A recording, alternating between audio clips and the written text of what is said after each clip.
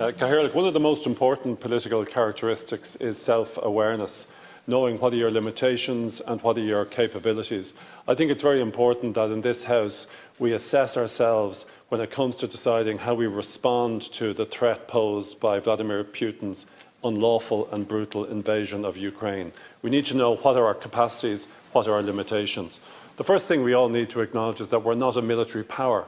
We don't have the type of military power that would have any impact on this invasion.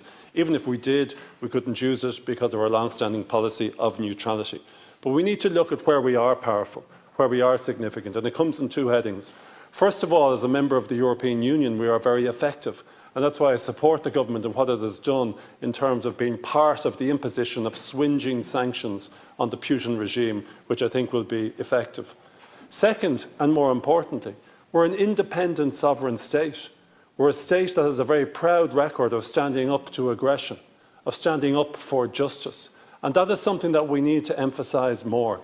And we also need to recognise that when it comes to foreign policy, it's not a delegated function. It's a competence that remains within a member state under the European treaties.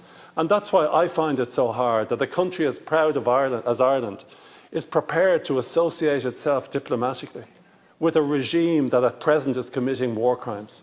And we know it's committing war crimes. The government says it's committing war crimes, yet we're prepared to go along with this practice of permitting there to be diplomatic relations between Ireland and Vladimir Putin's Russia. We should call an end to it.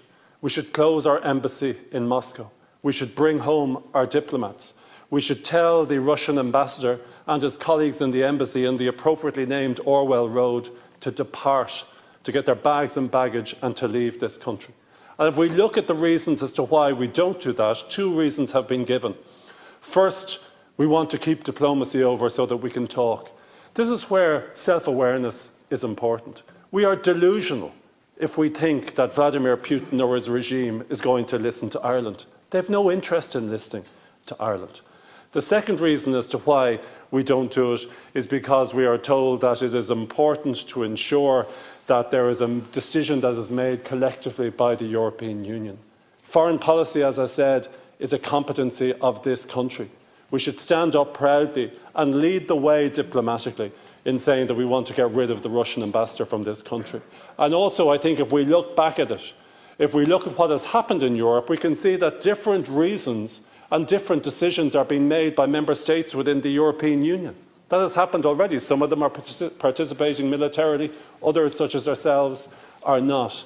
So it's not correct to say that we have to act collectively as a European Union, and by doing so we're undermining our strength as an independent country.